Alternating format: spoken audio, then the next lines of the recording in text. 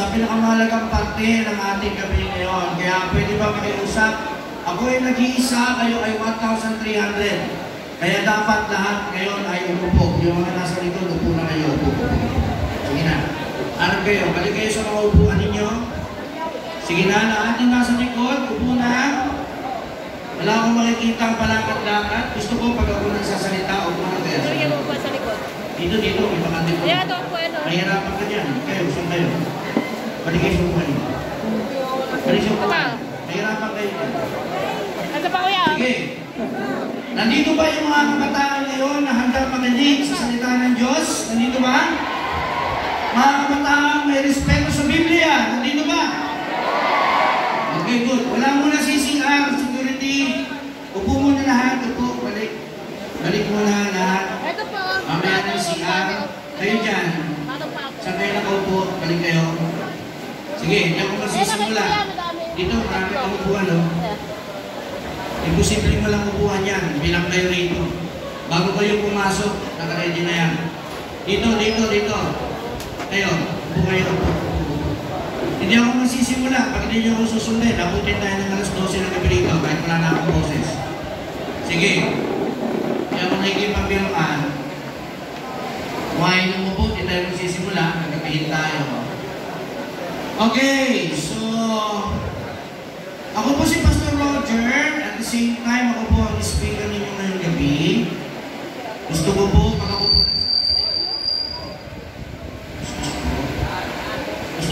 po nagsasalita, lahat nakikinig. Saglit lang po tayo.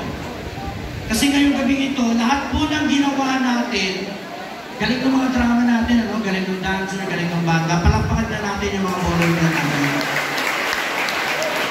Lahat ng ginagawa namin dito ay para sa pag-uusapan natin ngayong gabi. Sabihin mo sa katabi mo, makinig ka. Ayan. Siyempre, palakpakan din natin yung mga nagdala sa inyo rito. Yung mga pastor, pastora, mga teachers na nagdala sa inyo rito. Maraming salamat and behalf of Global Church sa mga patuloy na nagdadala ng pamper dito. Maraming salamat. Okay, so pwede naman tayo mag-umpisa. Tulad ng sinabi ko kanina, 1,300 kayo ngayong gabi. Imagine that, hindi po konti yun. Ako ay nag-iisa lang. Kaya kung pwede po, ibigay niyo muna sa akin ang inyong pandinig at tayo po ay mag-uusap ng masinsinan. Real talk tayo ngayong gabi. Sabihin niyo nga, real talk. Bukas, may games tayo. Bukas, may lake. Mataas yung tubig sa lake kasi umulan. Malalaman mo pag peke yung kaibigan mo, tulak mo. Pag lumutang, plastic yan. Pag walang pagkasamahan. Sige, simula tayo. Ulitin ko ha, ngayong gabi, baka may mga masabi ako na makasakit sa ilang damdamin. Pero, hindi na ako lugar, nagsasalita ako ng galing ako sa inyo. Kasi kailangan minsan gisingin, lalo na yung mga kabataan ngayon. Kasi minsan yung mga kabataan ngayon, parang hindi na lang pagsasabihan ng tama at ng mali. Sabihin mo sa katabi mo, may tama ka. Alam niyo mga anak, naniniwala ako, kami nakikinusukan, kaya ginagawa namin to, kasi naniniwala kami ang kabataan ng pag-asa ng bayan. Kayo ba naniniwala? Na ang kabataan ng pag-asa ng bayan? Tingnan mo yung katabi mo. Tingnan mo yung mukha niya. May pag-asa ba yung bayan sa mukha niya? Parang wala yata. Okay, sige, so umpisa tayo mga anak. Habang natin, sige, balik mo doon. Akbayan nyo nga yung katabi nyo, yung mga kasama ka, mga kaibigan mo. Sige, akbayan nyo nga. Tapos picture kayong dalawa, ganyan na yung tsura. Sabihin mo nga sa katabi mo, sa kaibigan mo, pare, masaya ako na hindi kita kamukha. Tuwan-tuwa ang mga unggoy. Okay, next slide. Seryoso na tayo. Okay, ang tema natin ngayon is Divergent. Ayan, nakikita niyo yung Divergent? Nakalagay dyan, know your way. Ang mga kabataan kasi, hindi nila alam kung saan sila papunta. Ibig sabihin ng divergent, sabay sa uso. Sabay sa uso. Ano yung uso? Kung ano yung trending? Yun sila. Sabi ng dictionary, yung divergent ay moving or extending in different direction from a common point. Dapat maging kakaiba ka. Kung ang lahat papunta rito, dapat ikaw dito ang punta. Unique. Sabihin mo, unique ka. Kaso hindi gano'n ang kabataan. Ano ba sabi ng dictionary? Different from each other or from standard. Ibig sabihin, hindi ka katulad ng standard, kakaiba ka. Sabihin mo sa katabi mo, kakaiba ang mukha mo. Special child class. Kayo ba naniniwala lahat tayo ginawa ng Diyos unique? Amen? Lahat tayo ginawa ng Diyos unique. Bawat isa sa atin may plano ang Panginoon. Okay? So, ang kabataan, hindi alam kung saan pupunta. Nakabase ang pagpunta niya ayon sa nararami. Kapag yung dito, papuntang bisyo, pag dito, papuntang party, doon ang punta niya.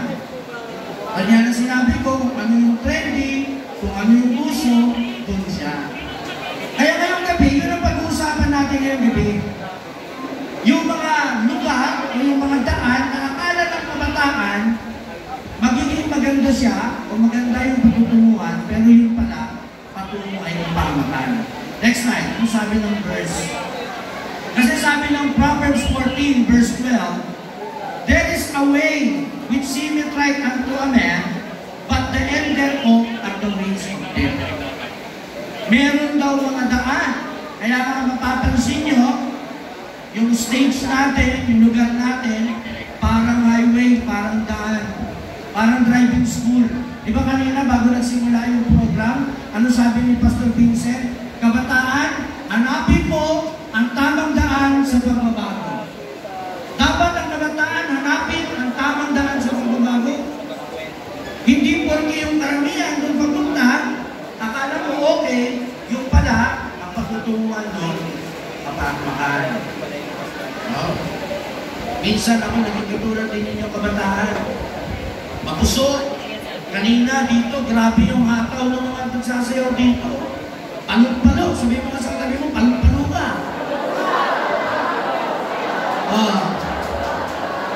Palong-palo eh. Sabi mo, bakit mga maganda na ako ah. Alam niyo mga anak, ako, teacher mo ng ALS. May mga ALS ba dito? ALS yung mga hindi na, nagdami oh.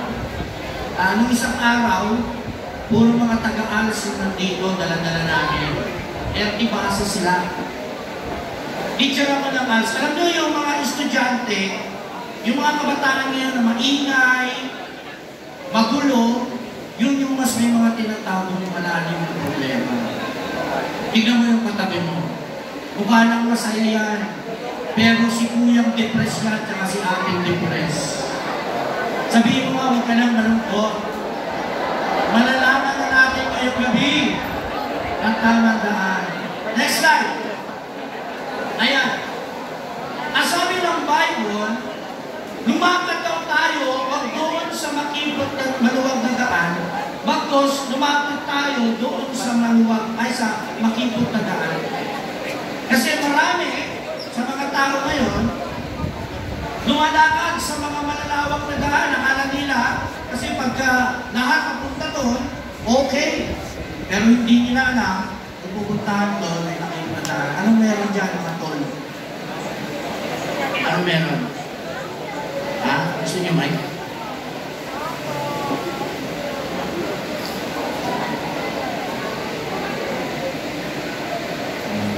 Diba? Pinig muna tayo sa ulit. Ha? Hindi mo ba sa akin yung kulit niyo? Yung kulit niyo sa akin, makanig kayo ha? Yung nagsasalita dito sa inyo, sa harapan ninyo ngayon, hindi nyo kaya sindak-sindakin sa mga ganyan. Kasi kung meron pinakalulo ng tao dito ngayong gabi ako, hindi nyo kayang takutin sa mga siga-siga nyo, dami-dami ng barkada. Kasi sa akin, kulit bata lang yan. Kasi yung nagsasalita dito sa inyo ngayong gabi, katulad nyo rin ang kabataan. Pero kung yung kabataan ko, nakatatlong tulong ako, dalawang kaya. Yan ang kulang na ba rito? Ay, isa. Siguro wala pa. Oh. Ayun, kung nagugulong na rito. Dalawang Caloocan City Jail, isang Quezon City, dalawang React, Pigutan, at saka Quezon City, Ayatas.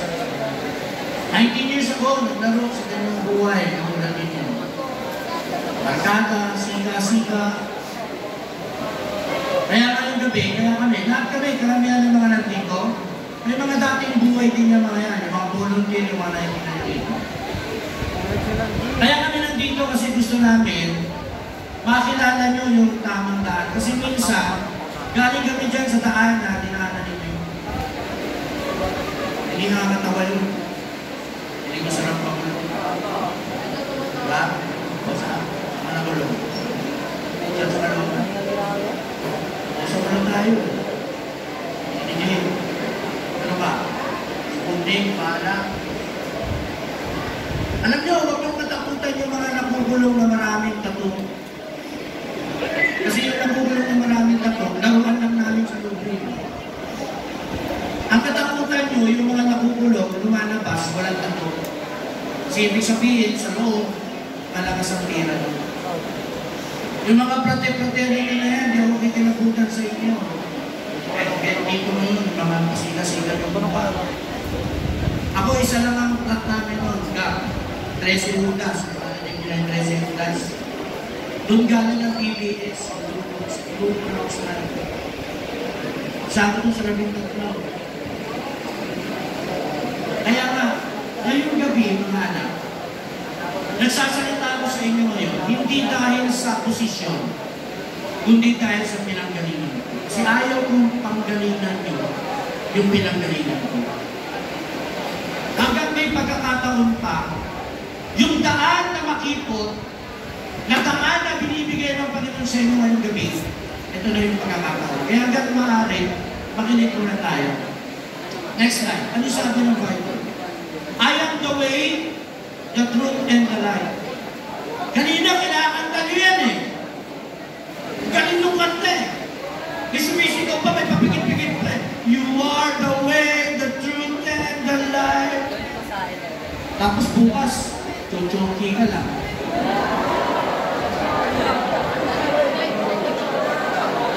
Gundong na eh. May paiyak-iyak ka pa eh. One way, Jesus. Pag-uwi mo bukas sa kan, magsasabu ka din. Hindi ka ba naman sa kalahating gundong? Maraming mga kabataan ngayon, dahil ipaglaro kay Satanas eh.